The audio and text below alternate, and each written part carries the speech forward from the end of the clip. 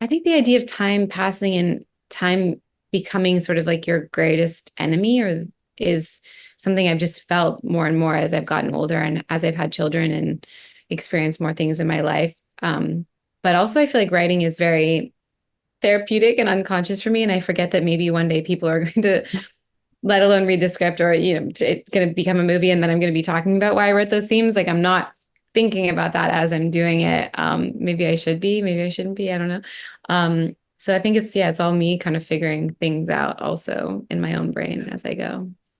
Were there any particular film references for My Old Ass, in terms especially of sort of the idea of older and younger or passage of time or whatnot? Yeah, I mean, I think we definitely wanted to make something that felt like a summer, timeless, kind of classic, heartfelt movie. So we referenced things like My Girl and Now and Then, which are movies that really influenced me. 13 Going on 30, kind of that,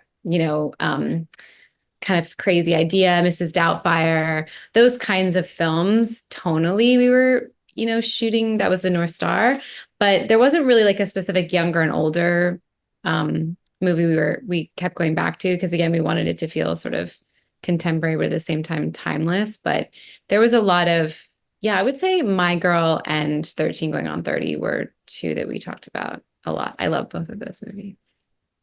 And Miss Awesome. Well, I want to talk about the casting and the acting. So we've seen shows and films with two actors playing the same character, but not so often are they in the same scene at the same time so successfully. So I'd love to hear about the casting process and how you landed on Maisie Stella and Aubrey Plaza. Maisie was somebody I just couldn't believe wasn't already the most famous person in the world. She read for my first movie, The Fallout, and her tape was so good, but there wasn't really a part for her. She in the movie, and it's like hard when you find an actor that's so talented, but it's just not the right film for them. And she was young. I mean, she must have been like 16 when she read for that movie, which is crazy. And then, after I made that film, she's a genius musician, and her sister wrote one of the end title score piece for The Fallout, because our composer, Phineas, had worked with Lennon, her sister, and knew of them. And there was all these connections. So I had just met her virtually through that process because again, the whole movie was made essentially virtually. It was during 2020. So I never actually met her. But what I loved about her so much in her first tape was she was very cool and grounded, but also very warm and had this like sparkle in her eye and was so positive and kind of led with her heart in this very naive way, but also with this like wisdom about her. And I just remember thinking, wow, there's not a lot of young female characters that have that essence to them. And I thought it was really special. Just who she was very special, on top of being such a grounded, real actor, which I really love. So then when I was writing this, I loved the idea of a character like this. And as I was creating Elliot, she was sort of in the back of my head, but I also didn't really know her. Like I just kind of knew her through social media and stuff. And so I didn't know if she was actually like this or, and then it had been many years since I saw her first tape. So then when we started casting, we just asked her to send in a self tape. And as we saw so many like amazingly talented people, but the second her tape came in, I was like, oh yeah, this is Elliot. This is like, not only was she able to kind of harness that really special, truthfully star quality, she just has such a twinkle in her eye and a brightness into Elliot, but she really like made Elliot something I couldn't even imagine. And then as I got to know her personally through making the movie and the pre-production, it was just so crazy how many similarities she actually had to Elliot in her real life. So it was really, the connection was just like lightning in a bottle and that. And she had just turned 18 and was like really experiencing so many of these things for the first time as well. And even now doing the press tour with her, she's almost 21 and so much in her life has changed and it would be totally different, making the movie with her now, even. It's just wild. So it was a really like the stars aligning. And then casting older Elliot was tricky because I'd originally written the character to be somebody in their late 40s, early 50s for whatever reason. It was just what I pictured.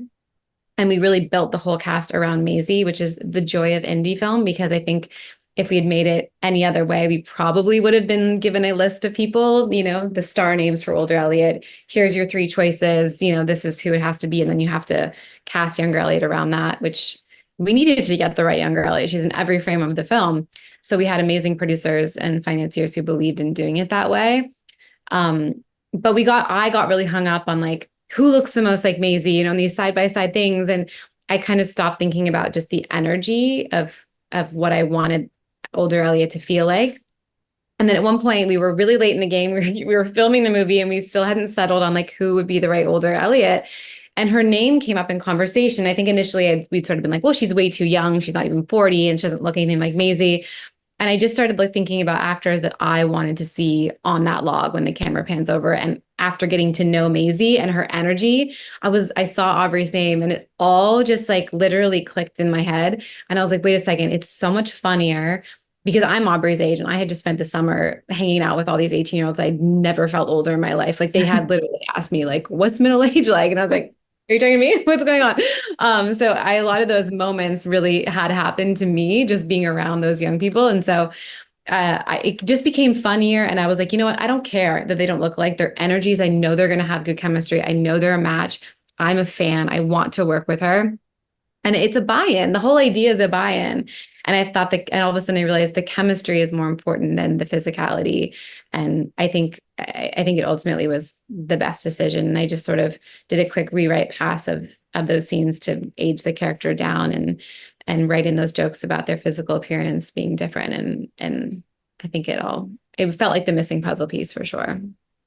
Yeah, and there's actually like a ton of really funny moments in the film where you kind of joke about the things that are not exactly alike. But it does really work because there's something about Aubrey's energy that you can tell, like even though she's kind of had some things that are difficult to deal with in her life, like she has a little bit that same spark as younger Elliot does and the same kind of humor. Totally, totally. Yeah. And they just had great chemistry. And I think the best actors are people that can build chemistry so quickly and are with anyone, but they really did have such a natural, organic love and admiration for each other right away. But yeah, they had like not even 2 days of prep together before they shot those scenes. So it was fast. Wow. And I read that you don't like to over rehearse too much. So I'm curious, what kind of preparation do you do on your own to sort of be ready to get those great moments on set with your actors? Well, I think it helps that I write everything that I direct because I feel like I know it inside and out and I'm seeing it already in shooting it in my head kind of as I'm writing it because I'm such a visual person. But I try to be really prepared for what I need to cut the scene together because, you know, again, it's indie film. We didn't have a ton of money. We didn't have a ton of time, but also to just not be too precious about things because I feel like filmmaking is putting out a lot of fires every day and learning to go with the flow and not freak out. And you don't know what's going to happen. You don't know what you're going to get. And so I try to prep as much as I can, but also lean into what's working and lean into what's actually happening at the same time, which is like can be stressful at times, but I don't really know I don't know how to do it any other way. Like I know some people are so specific at like exactly what they want, what they need. And I know what I want, know what I need, but I also try to allow room to go with the flow. And it was Maisie Stell's first feature. She had a long run in Nashville, but that was crazy to me that I learned that she'd never done a film before. Was she just like ready to go, or did you prepare her, you know, especially for like working with Aubrey and being the lead in a film? Was there anything specific that you did? Yeah, I mean, we luckily we have like a similar working style. You know, she didn't want to over rehearse anything either. And there is such a freshness and a rawness to her. I didn't want to kill it before we even got on set. So we just kind of talked through each scene and we talked about like, you know, if there was things that she couldn't relate to, maybe in her personal life or whatever, we just kind of shared stories and got to know each other. And we also talked about like technical stuff, like this is what could go wrong, like especially out on boats. And this is how I think it's going to be, but also this could change because I wanted to prepare her again for all those things that she just wasn't used to about because it was her first movie. And filming a like cable TV show on a soundstage, I had done that for 120 episodes of something as well. And it's very different than making a movie. It is. And obviously she was a little kid then, and there's like this sort of protective bubble around you when you're filming something like that. So we just talked a lot and kind of planned for all that could happen. And I think she was a little nervous about the Aubrey thing because she was such a fan, but it almost like worked, you know, like her bubbly nervousness and excitement to be even in the same room as Aubrey, I think really added to just all their great chemistry and tension. But that's Maisie, you know, she just like her heart is right up here and she is always just really bubbly and excited about everything. And she's very open. So yeah, but she had been on a set before for many, many years. So she was seasoned in a lot of ways. And I think the weight, she either didn't feel the weight in a good way of like she's carrying this movie and it was so important.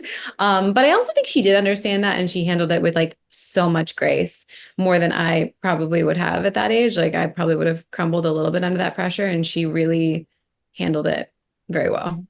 It is a big Amazing. responsibility. Yeah, absolutely. Like you said, she's in every frame of the movie, so. Yeah. So in both your films, we have a protagonist who's navigating close friendships, new romantic interests, and loving, though somewhat maybe a little bit overbearing, family members. After going through some sort of big change, like Beta having experienced a school shooting, and Elliot encountering her future self during a mushroom trip. Very different, but one thing that I noticed in both cases was these family dynamics and these relationships with their friends, they feel really realistic and really fresh. So I'm curious how you achieve that when you get on set and how you sort of make that work in all the different like realms of the character's life.